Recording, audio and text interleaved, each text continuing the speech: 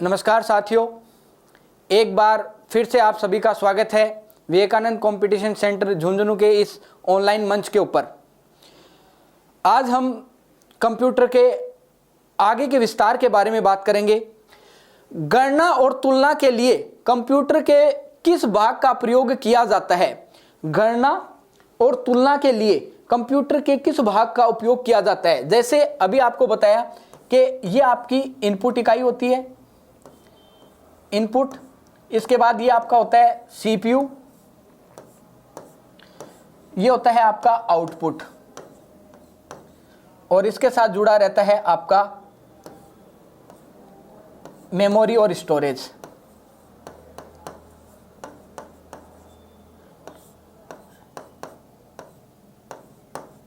Memory and storage. तो CPU में क्या होता है? एक तो रजिस्टर होता है, रजिस्टर के बाद CU control unit, ALU arithmetic logic unit. तो आपसे पूछा है गणना और तुलना के लिए कंप्यूटर के किस भाग का प्रयोग किया जाता है? पहला ऑप्शन है डिस्क यूनिट का। सीपीयू में कहीं डिस्क दिख रहा है क्या? नहीं हो सकता। मोडेम का, मोडेम है क्या? कहीं नहीं हो सकता। एएलयू, यहां आपको एक नाम दिया है एएलयू अर्थमेटिकल लॉजिकल यूनिट। तो आपके सीपीयू में क्या है? एक अर्थमेटिकल लॉजिकल यूनिट है और एक दे रखा है कंट्रोल यूनिट, एक दे रखा है कंट्रोल यूनिट सीयू। तो तुलना और गणना के लिए कंप्यूटर के किस भाग का प्रयोग किया जाता है? तो तुलना और गणना के लिए हमेशा आपके एएलयू भाग का प्रयोग किया जाता है, क्योंकि इसमें अर्थमेटिक इकाई में आपकी अंकगणितीय गणना होती है और लॉजिकल इकाई में आपकी तुलनात्मक गणना होती है। तो इस अनुसार आपका राइट आंसर क्या हो जाएगा? एएलयू। कंट्रोल यूनिट क्या करती है? जब इनपुट से कोई डेटा दिया जाता है तो सबसे पहले कहां जाता है? रजिस्टर में जाता है। कहां जाता है? रजिस्टर में।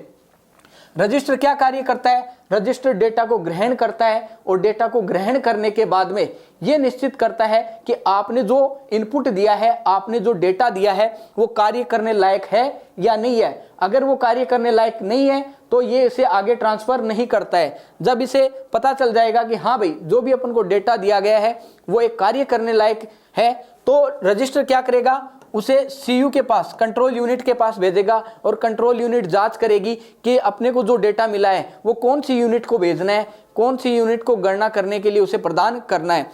तो सीयू निर्धारित करता है कि कौन सी यूनिट से क्या कार्य करवाना है, कितना कार्य करवाना है। इसका सारा का निर्धारण कौन करता है? आपकी कंट्रोल यूनिट करती है। और कंट्रोल यूनिट ये जांचने के बाद कि जो गणना है वो अंकगणितीय है या तुलनात्मक है, लॉजिकल है, वो उस हिसाब से डेटा ट्रांसफर करती है। अगर तुलनात्मक गणना है तो किसके पास जाएगी?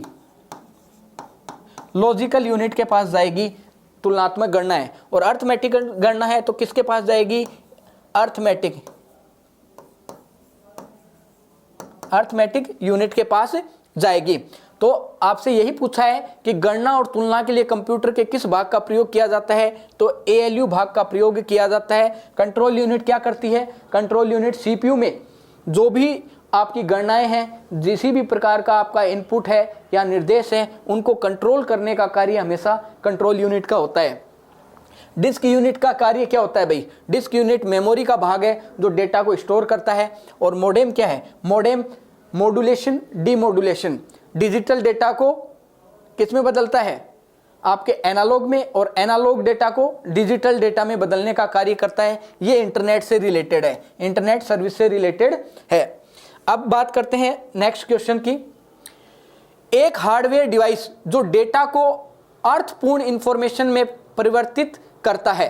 एक हार्डवेयर, आपसे पूछा है कि कौन सा हार्डवेयर अर्थपूर्ण इंफॉर्मेशन में परिवर्तित करता है, डेटा को अर्थपूर्ण इंफॉर्मेशन में परिवर्तित करता है। जैसा कि हमने लास्ट क्लास में पढ़ा था, डेटा और इंफॉर्मेशन, डेटा और इंफॉर्मेशन। डेटा और इंफॉर्मेशन में क्या था कि जो अर्थपूर्ण और अव्यवस्थित आंकड़ों का समूह है वो तो होता है डेटा, और अर्थपूर्ण और व्यवस्थित आंकड़ों का समूह क्या कहलाता है? इंफॉर्मेशन कहलाता है। क्या कहलाता है? इंफॉर्मेशन। तो यहां क्या पूछा है? इंफॉर्मेशन के बारे में पूछा है, आउटपुट के बारे में पूछा है। किसके बारे में पूछा है? आउटपुट के बारे में। तो आपसे पूछा है कि कौन सा डिवाइस आउटपुट देने का कार्य करता है। प्रोसेसर करता है, इनपुट डिवाइस करता है, प्रोग्राम करता है, प्रोटेक्टर करता है। तो आपको पता है कि जब पूछा ही इंफॉर्मेशन के बारे में है, आउटपुट के बारे में है, तो आपका ये ऑप्शन तो यहां से खारिज हो गया। प्रोग्राम क्या होते हैं, आपको बताया था कि आंकड़ों के समूह को या निर्देशों के समूह को क्या कहा जाता है, प्रोग्राम कहा जाता है। प्रोग्राम हमेशा क्या होते हैं, डेटा होते हैं। डेटा क्या होता है, इनपुट होता है। डेटा क्या होता है, इनपुट होता है। तो ये आंसर भी यहां से क्या हो गया, खारिज हो गया। प्रोटेक्टर, प्रोटेक्टर क्या होते हैं, एक प्रकार के प्रोटेक्टिंग जो डिवाइस होती हैं या प्रोटेक्टिंग जो प्रोग्राम होते हैं वो होते हैं प्रोटेक्टर, जिनका कार्य सुरक्षा करना होता है। तो हार्डवेयर में आपसे इंफॉर्मेशन के बारे में पूछा है, आउटपुट के बारे में पूछा है, तो प्रोटेक्टर भी यहां से नहीं हो सकता। तो आपका राइट आंसर क्या होगा, ए, प्रोसेसर। आपको बताया है कि इनपुट देने के बाद क्या होता है, प्रोसेस होता है डेटा, और प्रोसेस जो डेटा होता है वो हमेशा क्या होता है, प्राप्त किया जाता है इंफॉर्मेशन के रूप में। तो इंफॉर्मेशन में परिवर्तित करने का कार्य कौन करता है, डेटा को प्रोसेसर करता है। कौन करता है, प्रोसेसर। अब बात करते हैं नेक्स्ट क्वेश्चन पे। प्रोसेसर के 3 मुख्य भाग हैं। प्रोसेसर के 3 मुख्य भाग हैं। अभी आप लोगों को बताया था कि आपका जो सीपीयू है 3 भागों में बटा रहता है। सीपीयू को ही प्रोसेसर या माइक्रोचिप के नाम से ही जाना जाता है। किस नाम से जाना जाता है, माइक्रोचिप। क्या होती है ये, एक छोटा सा आयताकार टुकड़ा होता है जिस पर बहुत सारी छोटी छोटी पिनों का समूह होता है। एक छोटा सा आयताकार टुकड़ा जो मदरबोर्ड में बिल्कुल एक सेंटर में स्थित रहता है। इस आयताकार टुकड़े को ही क्या कहा जाता है, प्रोसेसर या सीपीयू, सेंट्रल प्रोसेसिंग यूनिट कहा जाता है। इसके 3 भाग होते हैं। आपका पहला भाग होता है रजिस्टर, रजिस्टर, सीयू, एएलयू। अभी आप लोगों ने पढ़ा था रजिस्टर, सीयू, सीपीयू के हमेशा 3 ही भाग होते हैं, register, CU control unit, ALU arithmetic logic unit. तो इन तीनों भागों से ही मिलकर आपका क्या बनता है, सीपीयू। तो यहां पे आपको यही पूछा है, प्रोसेसर यानी सीपीयू। प्रोसेसर को क्या कहा जाता है, सीपीयू। माइक्रोचिप क्या कहा जाता है, माइक्रोचिप। प्रोसेसर, सीपीयू, माइक्रोचिप इसी के नाम है। तो प्रोसेसर के 3 मुख्य भाग है। पहला ऑप्शन है आपका एएलयू, राइट है, ये भी होता है। कंट्रोल यूनिट, राइट है, ये भी होता है। और रैम, रैम होती है क्या, कहीं भाई सीपीयू में रैम दिखाई दे रही है क्या आपको, तो ऑप्शन पहला खारिज हो जाएगा। दूसरा ऑप्शन आता है एएलयू होता है, कंट्रोल यूनिट होता है, रजिस्टर होता है। तीनों है क्या, रजिस्टर है, कंट्रोल यूनिट है, एएलयू है। तो आपका राइट आंसर क्या हो जाएगा, बी। बाकी को आपको देखने की ही जरूरत नहीं है। Cash, control unit, register. यहां पे एक ऑप्शन दिया आपको कैश मेमोरी। ये कैश मेमोरी कहां होती है भाई, ये जो कैश मेमोरी होती है ये किसी भी कंप्यूटर की सबसे तेज, सबसे फास्टेस्ट मेमोरी होती है। ये कहां लगी होती है, ये जो आपकी इनपुट डिवाइस सीपीयू, आउटपुट। तो आपका जो सीपीयू है, सीपीयू किससे जुड़ा रहता है, प्राइमरी मेमोरी से। किससे जुड़ा रहता है, रैम से, रैम और रोम से। आपका सीपीयू किससे जुड़ा रहता है, रैम और रोम से। तो सीपीयू और रैम के मध्य एक मेमोरी जुड़ी रहती है जिसे कैश मेमोरी कहा जाता है। क्या कहा जाता है, कैश मेमोरी कहा जाता है। सीपीयू तथा रैम के मध्य स्थित एक एडवांस मेमोरी को, एक फास्टेस्ट मेमोरी को क्या कहा जाता है, कैश मेमोरी कहा जाता है। इसका प्रयोग क्यों किया जाता है कैश मेमोरी का, कैश मेमोरी का जो प्रयोग है वो सीपीयू और रैम के मध्य समन्वय बनाए रखने के लिए किया जाता है। अगर आप, क्यों किया जाता है इसका प्रयोग, क्योंकि सीपीयू की जो स्पीड है, सीपीयू की स्पीड क्या है, बहुत ज्यादा तेज है, और रैम की स्पीड क्या है, सीपीयू की तुलना में कम है। तो इन दोनों की गति को मैच कराने के लिए कोई भी डेटा इसमें किस प्रकार से जाएगा, किस प्रकार से कंट्रोल किया जाएगा, उस गति को मैच कराने के लिए हमेशा कैश मेमोरी का कार्य किया जाता है, जिसमें डेटा कुछ समय के लिए रहते हैं। जब तक आपका कंप्यूटर ऑन है तब तक डेटा इसमें रहेंगे, और सबसे ज्यादा फास्टेस्ट वे से अगर कोई डेटा आदान प्रदान किया जाता है तो वो इस कैश मेमोरी से ही किया जाता है। तो कैश जो मेमोरी है वो सीपीयू का भाग नहीं है, सीपीयू और रैम के मध्य का भाग है, सीपीयू और रैम के मध्य का भाग है। तो ये ऑप्शन भी यहां से कैंसिल हो जाता है। और लास्ट ऑप्शन आपका इनमें से कोई नहीं, तो ये तो हो ही नहीं सकता। तो आपका राइट आंसर क्या होगा? बी। सीपीयू के 3 ही भाग होते हैं, रजिस्टर, कंट्रोल यूनिट, एएलयू। चलते हैं नेक्स्ट क्वेश्चन पे। सीपीयू और इनपुट के बीच सिग्नलों के मूवमेंट को कौन नियंत्रित करता है? मतलब सीपीयू और इनपुट के बीच जो डेटा का आदान प्रदान किया जाता है उसे कंट्रोल करने का कार्य कौन सी डिवाइस करती है? मतलब कंट्रोलिंग के बारे में पूछा है कि आपने कोई इनपुट दिया और सीपीयू ने वो इनपुट ग्रहण किया, तो उस इनपुट को कंट्रोल करने के लिए किसका प्रयोग किया जाएगा? पहला ऑप्शन है कंट्रोल यूनिट का, दूसरा ऑप्शन है एएलयू का, तीसरा ऑप्शन है मेमोरी यूनिट का, चौथा ऑप्शन है इनमें से कोई नहीं। तो आपको अभी बताया था कि जो आपका सीपीयू है, रजिस्टर, सीयू, एएलयू, ये वाला जो भाग है आपका केवल गणना के लिए, गणना, चाहे वो लॉजिकल हो या अंकगणितीय हो, ये भाग किसके लिए? केवल गणना के लिए। ये भाग किसके लिए? रजिस्टर क्या है? ये भाग एक मेमोरी का भाग है। एक रजिस्टर क्या है? एक सबसे छोटी मेमोरी है जो सीपीयू के अंतर्गत स्थापित होती है। तो इसका काम मेमोरी का है, इसका काम मेमोरी का है, इसका काम गणना का है। तो कंट्रोलिंग का कार्य कौन करता है? आपकी सीयू यूनिट, कंट्रोल यूनिट क्या करती है? किसी भी डेटा को कंट्रोल करने का कार्य करती है। तो आपका पहला जो ऑप्शन है कंट्रोल यूनिट जो है सीपीयू और इनपुट के बीच सिग्नलों को नियंत्रित करने का कार्य करती है। एएलयू क्या करता है? गणना का कार्य करता है। मेमोरी यूनिट क्या करती है? डेटा को ग्रहण करने का कार्य करता है। और चौथा ऑप्शन है इनमें से कोई नहीं, तो ये भी नहीं हो सकता। तो आपका राइट आंसर क्या होगा? Control unit. कंट्रोल यूनिट द्वारा किसी भी डेटा को क्या किया जाता है? संग्रहित किया जाता है और उसके ऊपर क्या किया जाता है? कंट्रोलिंग का कार्य कि किस प्रकार का डेटा आपने प्रदान किया है, क्या वो गणना करने लायक है या नहीं है, इसे आगे भेजना चाहिए या नहीं भेजना चाहिए, ये सारा निर्णय आपकी कंट्रोल यूनिट करती है। नेक्स्ट चलते हैं। कंप्यूटर के सेंट्रल प्रोसेसिंग यूनिट का फंक्शन है। सेंट्रल प्रोसेस, वही बात आ गई, फिर से एक नाम दिया है central processing unit. Central processing unit वही सीपीयू, वही सीपीयू। सीपीयू क्या है? सेंट्रल प्रोसेसिंग यूनिट है। तो डेटा डिलीट करता है, पहला ऑप्शन है। सीपीयू क्या करता है? डेटा को डिलीट करता है। दूसरा ऑप्शन है इनवॉइस बनाता है। तीसरा ऑप्शन है गणना और प्रोसेसिंग का कार्य करता है। और इनमें से कोई नहीं। 4 ऑप्शन आपको दिया है। तो सीपीयू का मेन कार्य क्या है? आपका कंप्यूटर में सेंट्रल प्रोसेसिंग यूनिट का फंक्शन क्या है? मुख्य फंक्शन के बारे में पूछा है। तो मुख्य फंक्शन आपको पता है कि केवल गणना और प्रोसेसिंग का जो कार्य है वो सीपीयू मुख्य फंक्शन के द्वारा करता है। सीपीयू का मेन फंक्शन ये क्या है? आपका गणना करना और प्रोसेसिंग करना। डेटा को डिलीट कौन करता है? यूजर करवाता है। किससे? सीपीयू से। डेटा कब डिलीट होगा? जब यूजर इंस्ट्रक्शन देगा। इंस्ट्रक्शन देगा तब क्या करेगा? डिलीट करेगा, स्वतः नहीं करेगा।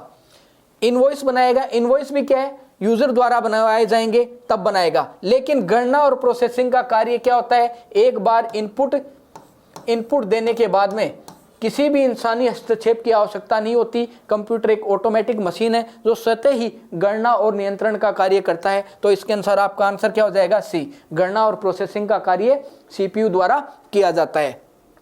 नेक्स्ट चलते हैं।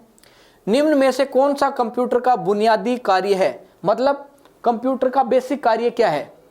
कंप्यूटर का बेसिक कार्य क्या है? पहला ऑप्शन है डाटा को प्रोसेस करना, टेक्स्ट को स्कैन करना, इनपुट को स्वीकार करना और डेटा को स्टोर करना। आपको यहां एक नाम दिया है, बुनियादी कार्य नहीं है। आपसे नहीं है पूछा है, ना कि ये पूछा है कि इसका बुनियादी कार्य क्या है। तो ये सारे क्या हैं? इसके बुनियादी कार्य हैं। इनपुट स्वीकार करता है, ये इसका बेसिक वर्क है। डेटा का स्टोर करता है, ये इसका बेसिक वर्क है। डेटा को प्रोसेस कराता है, ये इसका क्या है? बेसिक वर्क है। लेकिन टेक्स्ट को स्कैन करना, टेक्स्ट को स्कैन करने का कार्य कौन करता है? स्कैनर।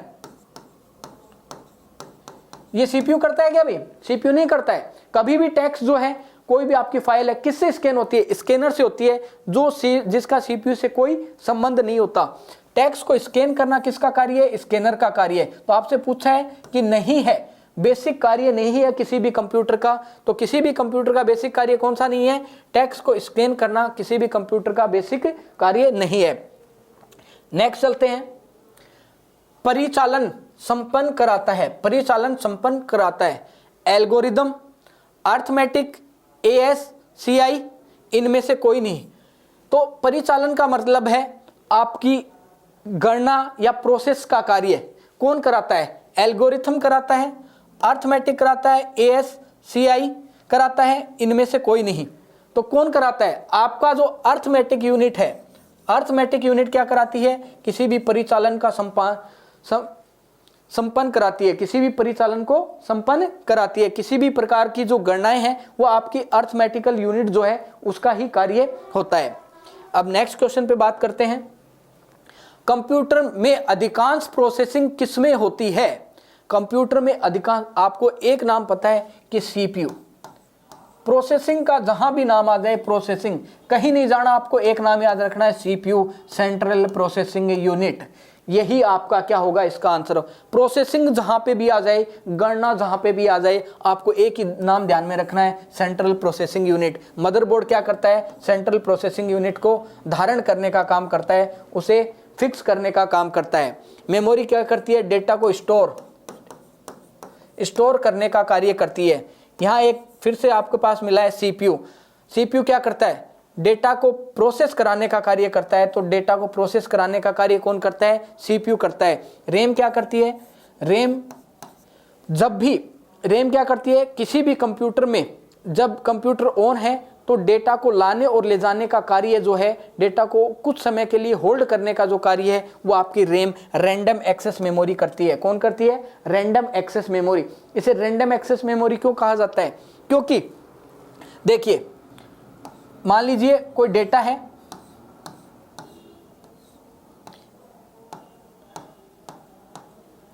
वन टू थ्री,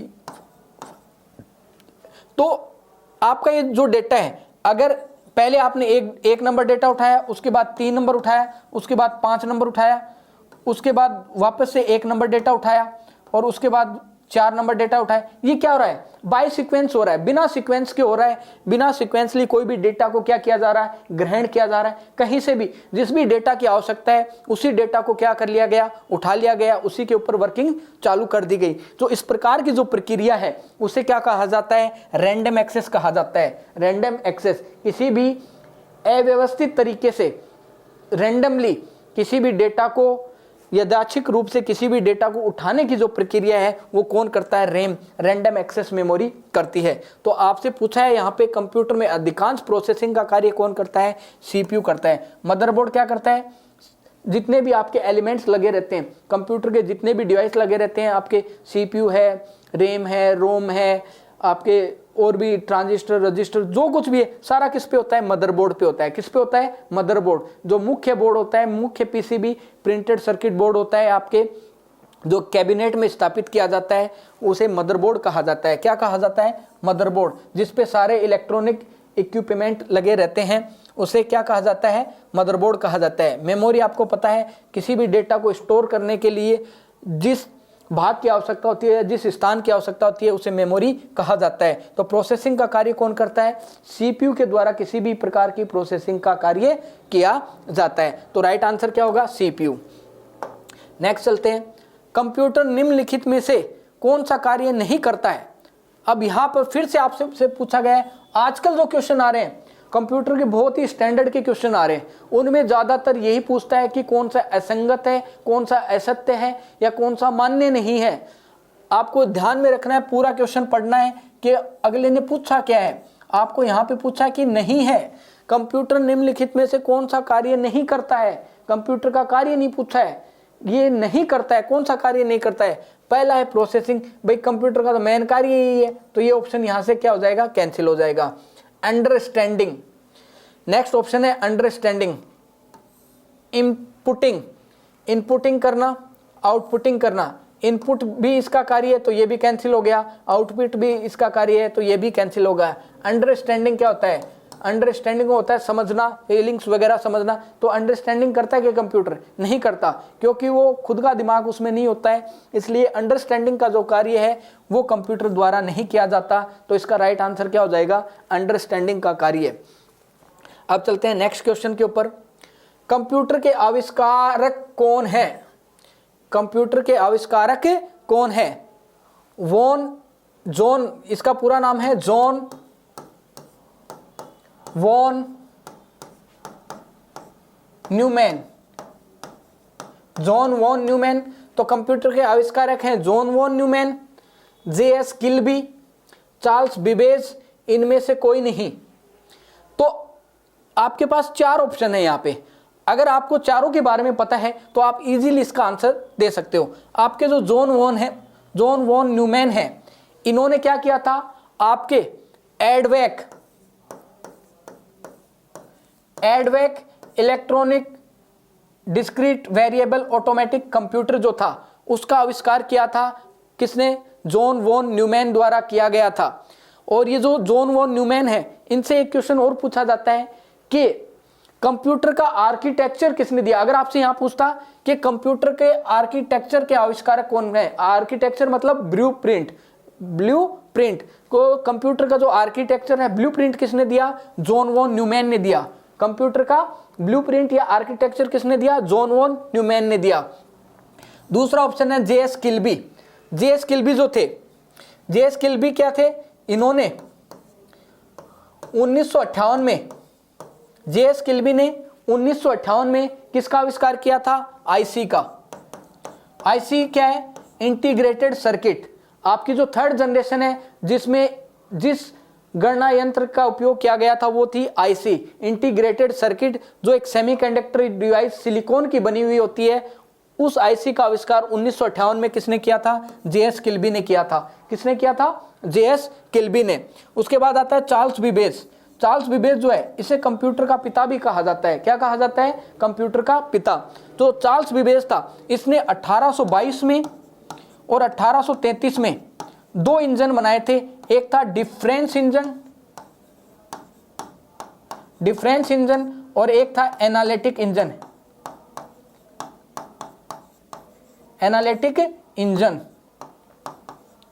ये दो इंजन बनाए थे। इन दो इंजनों के निर्माण से ही क्या है, कंप्यूटर का आधार माना जाता है।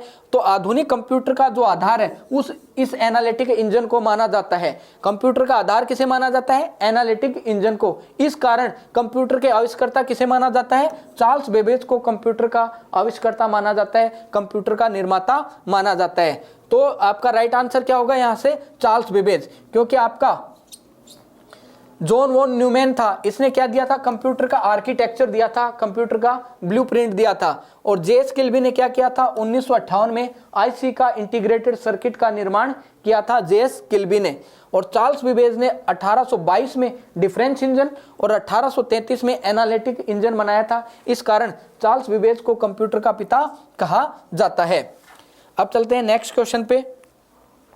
सबसे पहला कंप्यूटर का क्या नाम था, सबसे पहले कंप्यूटर का क्या नाम था? तो आपका जो सबसे पहला जो इलेक्ट्रॉनिक या डिजिटल कंप्यूटर माना जाता है वो कौन सा माना जाता है, ENIAC माना जाता है। Electronic numerical integrated automatic computer माना जाता है। इससे पहले भी बहुत सारे कंप्यूटर आए हैं, लेकिन विश्व का पहला डिजिटल या आधुनिक कंप्यूटर किसे माना जाता है, आपके ENIAC को माना जाता है। किसको माना जाता है, ENIAC को। तो राइट आंसर क्या होगा यहाँ पे, ENIAC विश्व का प्रथम डिजिटल कंप्यूटर माना जाता है। अगर आपसे पूछे कि विश्व का प्रथम गणना यंत्र कौन था, तो अबेकस था। कौन सा था, अबेकस।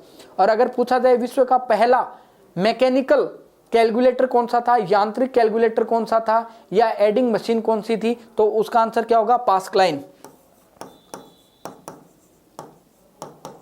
पास्कलाइन क्या है, पहला यांत्रिक कैलकुलेटर है, पहला यांत्रिक कैलकुलेटर है। और आपका मार्क 1 जो है, मार्क 1 ये क्या है, विश्व का पहला इलेक्ट्रोमैकेनिकल विद्युत यांत्रिक कंप्यूटर माना जाता है। इलेक्ट्रोमैकेनिकल कंप्यूटर माना जाता है जिसका निर्माण ऑटोमेटिक सीक्वेंस कंट्रोल मशीन द्वारा ऑटोमेटिक सीक्वेंस कंट्रोल मशीन द्वारा किया गया था, जिसका निर्माण हार्वर्ड आइकेन और आईबीएम के 4 शीर्ष वैज्ञानिकों द्वारा 1946 में किया गया था। कब किया गया था? 1946 में इसका निर्माण किया गया था। तो पास्कल लाइन क्या हो गया? मैकेनिकल कंप्यूटर, यांत्रिक कंप्यूटर। मार्क 1 क्या हो गया? विश्व का प्रथम विद्युत यांत्रिक computer.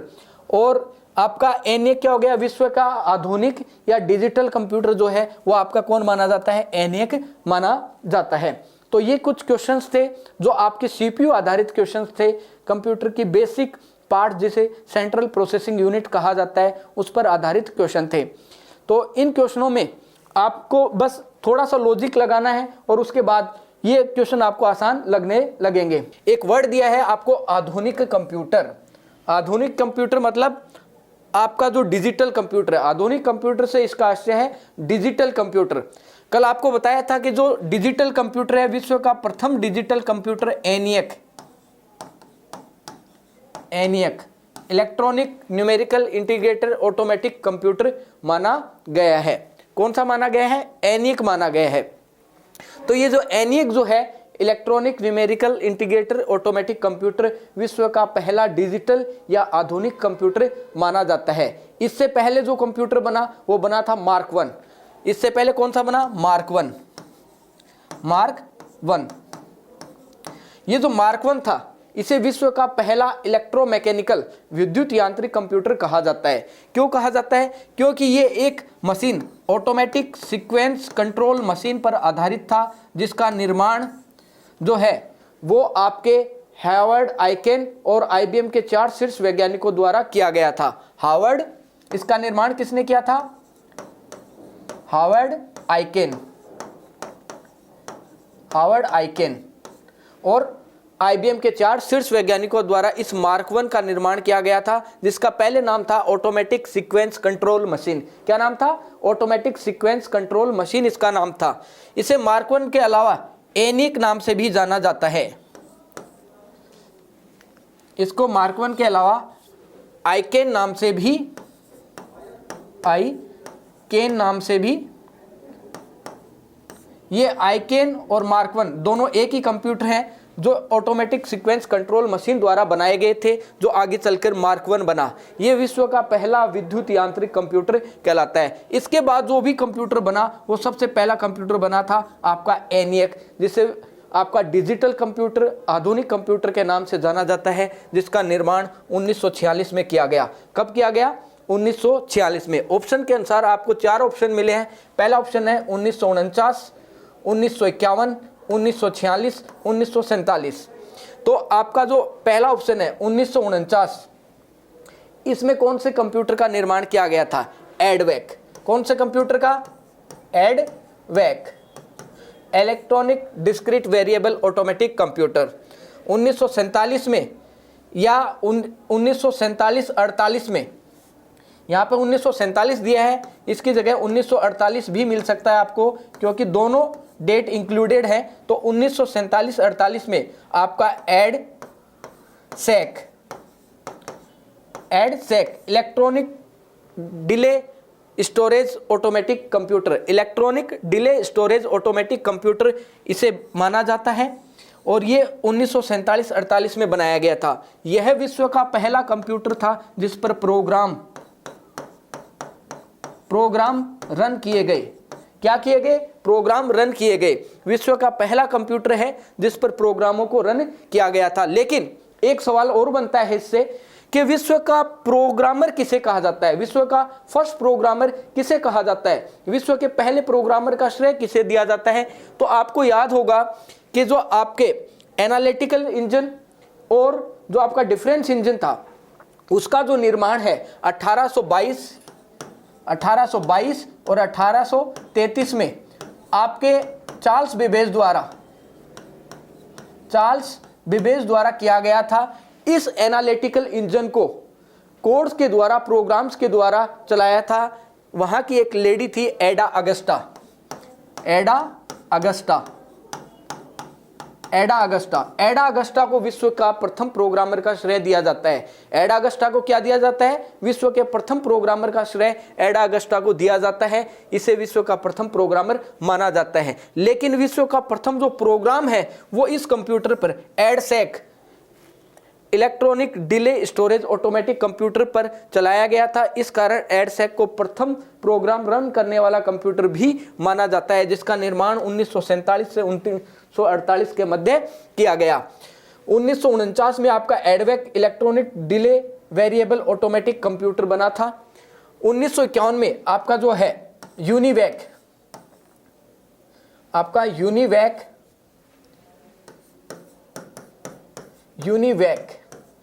Universal automatic computer, universal automatic computer का निर्माण कब किया गया था? आपके 1951 के अंदर। 1951 के अंदर आपके इस यूनिवैक कंप्यूटर का निर्माण किया गया, जिसे विश्व का प्रथम व्यापारिक कंप्यूटर, विश्व का प्रथम कॉमर्शियल कंप्यूटर कहा जाता है।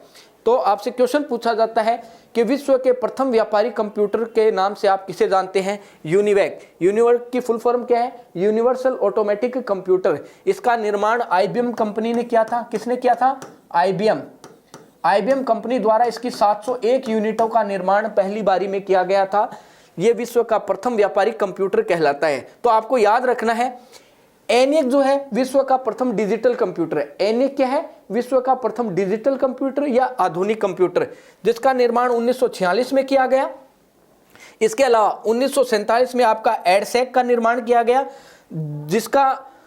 जिसे कंप्यूटर वह कंप्यूटर माना जाता है जिसमें पहला प्रोग्राम रन किया गया था। विश्व का प्रथम कंप्यूटर जिसमें प्रोग्राम रन किया गया एडसेक 1948 में बना। आपका जो एडवेक है ये क्या है? आपका 1949 में बना था। और एडवेक क्या था? एक इसी एडसेक का डिजिटल रूप था, एडसेक का विकसित रूप था। और 1951 में आपका यूनिवैक का निर्माण किया गया। यूनिवैक का निर्माण 1951 में आईबीएम कंपनी ने किया। इसकी 701 यूनिटें बनाई गई थी। और इस यूनिवैक कंप्यूटर को विश्व का प्रथम व्यापारिक कंप्यूटर कहा जाता है, कॉमर्शियल कंप्यूटर कहा जाता है। तो इस अकॉर्डिंग आपका आंसर होगा किस आधुनिक कंप्यूटर के नाम से किसे जाना जाता है? एनिक को जाना जाता है, जिसका निर्माण 1946 में किया गया। अब चलते हैं नेक्स्ट क्वेश्चन पे। अब देखते हैं नेक्स्ट क्वेश्चन क्या है आपका। कंप्यूटर के क्षेत्र में महान क्रांति कब आई? कंप्यूटर के क्षेत्र में महान क्रांति कब आई? पहला ऑप्शन है 1977 में, दूसरा ऑप्शन है 2000 में, तीसरा ऑप्शन है 1955, चौथा ऑप्शन है 1960। मतलब ये आपसे कहना चाह रहा है कि कंप्यूटर के क्षेत्र में सबसे ज्यादा विकास कब हुए? कंप्यूटर के क्षेत्र में सबसे ज्यादा विकास कब हुए? तो कंप्यूटर के क्षेत्र में सबसे ज्यादा विकास 1960 के बाद जो भी कंप्यूटर बने हैं, 1960 का जो समय था कंप्यूटर के क्षेत्र में एक महान क्रांति माना जाता है, क्योंकि इस टाइम पे आपकी जो फोर्थ जनरेशन है वो आना चालू हो गई थी। आपकी जो कंप्यूटर की फोर्थ जनरेशन है 1964 से, आपकी जो कंप्यूटर की फोर्थ जनरेशन है जिसमें माइक्रो प्रोसेसर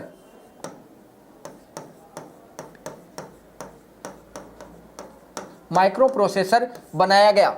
ये जो माइक्रो प्रोसेसर है ये 1960 के बाद बनाया गया था। और इस माइक्रो प्रोसेसर के कारण ही कंप्यूटर के क्षेत्र में महान क्रांति आई थी। आपकी जो फोर्थ जनरेशन मानी जाती है 1975 से 1989 मानी जाती है। क्या मानी जाती है? 1975 से 1989 मानी जाती है। और 1964 से 1975 आपकी थर्ड जनरेशन मानी जाती है। तो ये जो टाइम पीरियड था थर्ड जनरेशन और फोर्थ जनरेशन का जो टाइम पीरियड था, ये कंप्यूटर के इतिहास में सबसे महत्वपूर्ण समय माना जाता है, सबसे इंपॉर्टेंट समय माना जाता है। क्यों?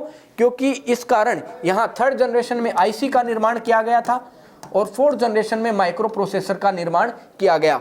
ये जो माइक्रो प्रोसेसर और आईसी थे ये आज भी कंप्यूटर के क्षेत्र में बहुत बड़ा महत्वपूर्ण रोल निभाते हैं। इन्हीं महत्वपूर्ण रोल के कारण कंप्यूटर के क्षेत्र में क्रांति मानी जाती है।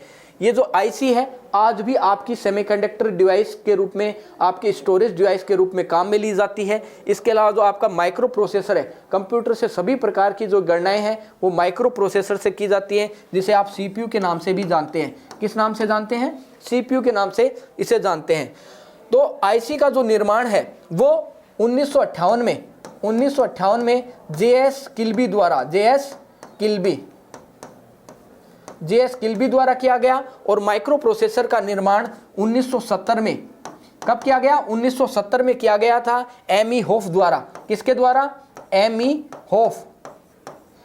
होफ द्वारा माइक्रो प्रोसेसर का निर्माण किया गया। और इससे एक क्वेश्चन और पूछता है आपसे वो कि जो माइक्रो प्रोसेसर है उसका निर्माण कौन सी कंपनी करती है? तो आपको सबको पता है कि माइक्रो प्रोसेसर मोस्टली इंटेल बनाता है। कौन बनाता है? इंटेल कंपनी बनाती है। इंटेल कंपनी ने ही 1970 में विश्व का पहला माइक्रो प्रोसेसर 4004 बनाया था। इंटेल 4004 विश्व का पहला माइक्रो प्रोसेसर माना जाता है, जिसे इंटेल कंपनी ने बनाया था।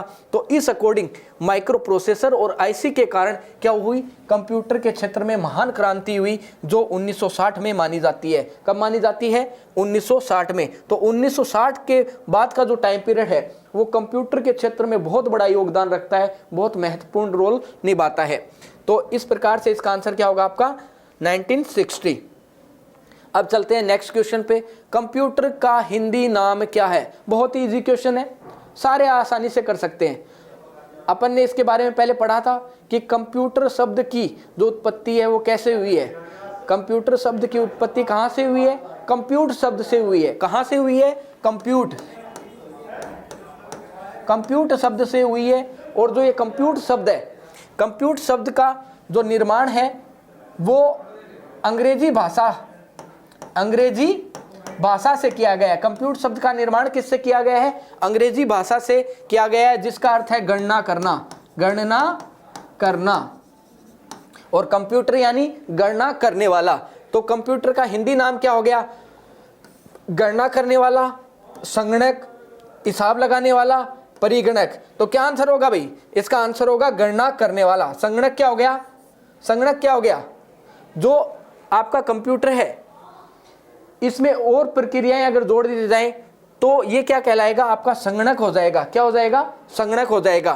तो आपको इतना ही ध्यान रखना है कि कंप्यूटर का अर्थ है गणना करने वाली मशीन या गणना करने वाला यंत्र। तो आपका राइट आंसर क्या होगा? गणना करना।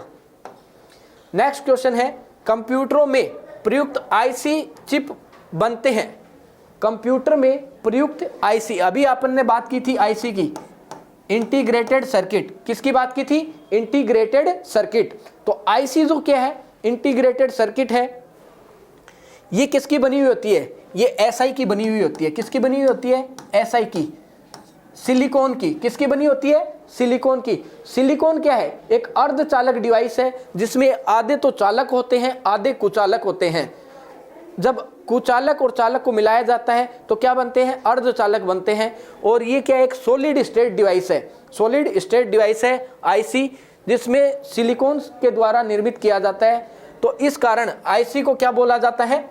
चिप भी बोला जाता है। आईसी को क्या बोला जाता है? सिलिकॉन चिप भी इसे बोला जाता है। तो आईसी बनी हुई होती है, पहला ऑप्शन है क्रोमियम से, आयरन ऑक्साइड से, सिल्वर से, सिलिकॉन से। क्या होगा भाई राइट आंसर? इसका राइट आंसर होगा डी, सिलिकॉन से बनी हुई होती है। ना तो क्रोमियम से बनी हुई होती है, ना आयरन ऑक्साइड से बनी हुई होती है, ना सिल्वर से बनी हुई होती है। किससे बनी हुई होती है? सिलिकॉन से। सिलिकॉन क्या है? एक अर्धचालक डिवाइस है जो कुचालक और चालकों के मिश्रण से बनी हुई होती है। तो आईसी के लिए प्रयुक्त क्या होगा? सिलिकॉन। अब चलते हैं नेक्स्ट क्वेश्चन पे। नेक्स्ट क्वेश्चन है, प्रमुख मेमोरी किसके समन्वय से कार्य करवाती है? आपसे यहां पूछा है प्रमुख मेमोरी यानी मेन मेमोरी।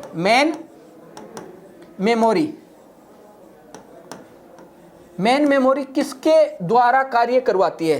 तो जैसा कि आपको पता है, ये आपका इनपुट है, ये आपका इनपुट है, ये आपका प्रोसेसर है,